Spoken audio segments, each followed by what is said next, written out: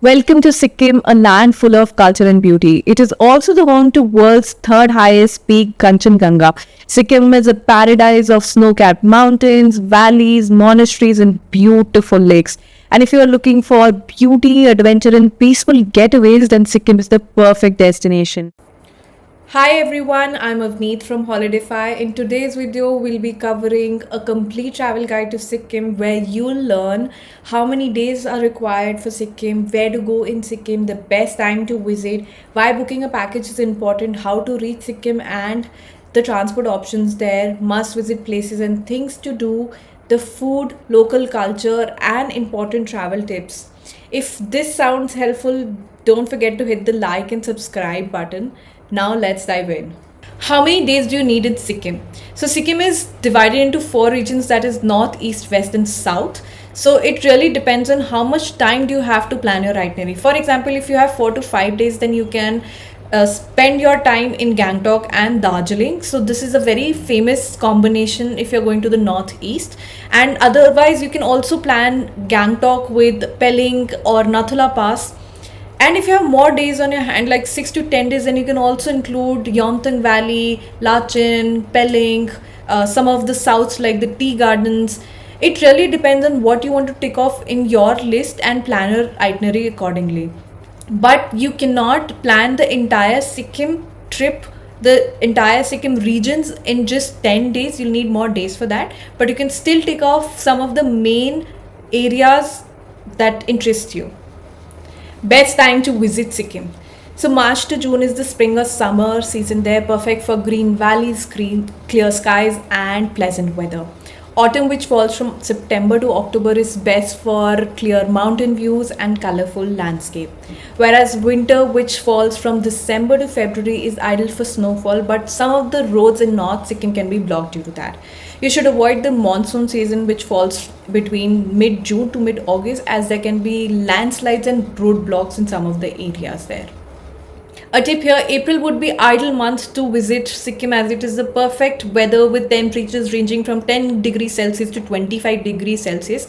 April is also the peak season for rhododendron in full bloom, especially in the Yeomthang Valley and Varsay Rhododendron Sanctuary.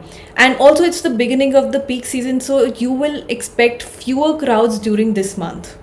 Why book a package? Sikkim is a beautiful but challenging place to explore independently due to restricted areas that require permits like Nathula Pass, unpredictable weather and road conditions, and the mobile network is weak in some of the places here. Public transport is limited with no Ola and Uber, and you will have to book a cab early on before because the places are far apart here. While a package can solve all these problems like your permits, pre-booked accommodations and transportation, and a local driver or guide with you to navigate your trip throughout, to have a stress-free and enjoyable trip, you can book your packages through Holidayfy. Browse through the packages that align with your interests, and we will connect you with travel agents who will use their expertise to plan your perfect trip. How to reach Sikkim and get around. First is by flights. Pakyong Airport is the closest airport but has very limited flights. Second option is Bagdogra Airport, which is in West Bengal but is the more preferred airport and is well connected to major cities in India. From this airport, you will have to take a private cab which costs around 3500 to 4500, or a shared taxi which is 500 to 800 per person to Gangtok or any of the other cities. Second is by traveling by train. You'll have to reach New Jalpaiguri railway station, which is the nearest railway station. Again, you will have to take a cab from here for any of the cities. Whereas if you want to travel within Sikkim, then there are very few self-drive options here as the roads are very risky here. The best option would be taking a taxi. So either you can book a private taxi, which is more expensive but is a essential transportation need in Sikkim, especially in North Sikkim. Whereas you can also take a shared cab, which is a budget friendly option, and if you are traveling in a group, then it will be a very budget option for you, or if you don't mind sharing the cab. Sikkim lies in the northeast of India, bordering with Nepal, Bhutan, Tibet and West Bengal. Sikkim is divided into four major regions, that is East, West, North and South, each offering its unique experiences, landscape and activities. North Sikkim has snow-covered Himalaya mountain range, beautiful waterfalls and snow-covered valleys. West has views of Mount Kanchenjunga, ancient monasteries, and famous treks. East Sikkim has famous Changu Lake, Nathula Pass, and the capital of Sikkim, Gangtok. And South Sikkim is famous for tea gardens, religious sites, and natural beauty. Let's talk about East Sikkim. 2 to 3 days are ideal here, and you can explore the following. First, the MG Marg, which is famous for shopping and street food. Second is the Changu Lake, which is a stunning high altitude lake. Third is the Nathula Pass, which is at the Indo-China border at 14,000 feet, and a permit is required for this. Next is the Baba Harbhajan Singh Temple, and lastly the cable car ride to enjoy the panoramic views of Gangtok. A tip here is you can also combine Darjeeling, which is a popular destination among tourists here and is usually combined with Gangtok. Let's talk about North Sikkim. Spending 3 to 4 days is ideal here, and you can explore the following. First is the Guru Dongmar Lake, which you can visit before 11 am as the entry closes after that, and you'll need a permit for this. Second is the Yomthang Valley, which is known as the Valley of Flowers, and you can visit it in the spring or the summer season.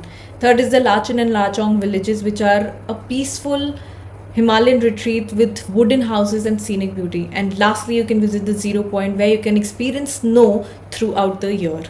Let's talk about West Sikkim. 1 to 3 days are ideal here, and you can explore the following. Visit Pelling Skywalk, which is India's first glass skywalk, and the Chenrizing statue. Next, you can visit the monasteries in Pelling and Yoksum.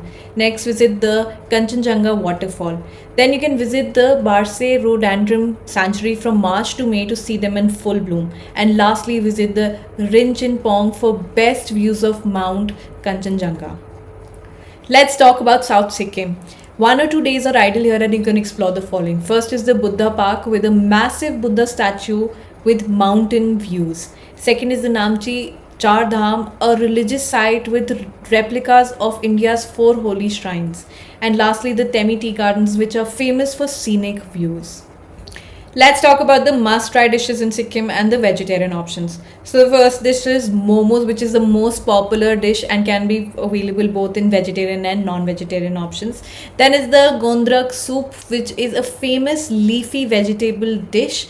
Then is the pak shapa, which is a traditional Sikkim dish made from pork, radish, and dried chilies. And lastly is the thupka, which is a noodle soup available again both in vegetarian and non-vegetarian options. So vegetarian options is easy to find in Sikkim and can be found in most of the tourist areas. Both North Indian and South Indian food is also available in most of the places here. Important travel tips for Sikkim. Permits are required in certain places, so carry 2 to 4 photographs, passport size photographs, and an ID proof for Nathula Pass in most of North Sikkim. Your Aadhaar card will not work here, so either carry a voter card, driving license, or your passport. Second is Lachin and Lachong are very cold even in summer, so carry warm clothes. No mobile networks work in North Sikkim except for BSNL and Airtel. Next is cash is important to carry there. ATMs are there but are limited, and UPI payments are not accepted widely. Next, traveling with kids to or elders to North Sikkim is not recommended because of its high altitude and extreme weather conditions throughout the year. And lastly, you can visit Gurudongmar Lake before 11 am. And if you are someone who's traveling with kids of 5 years or younger, then you will not get a permit to this lake.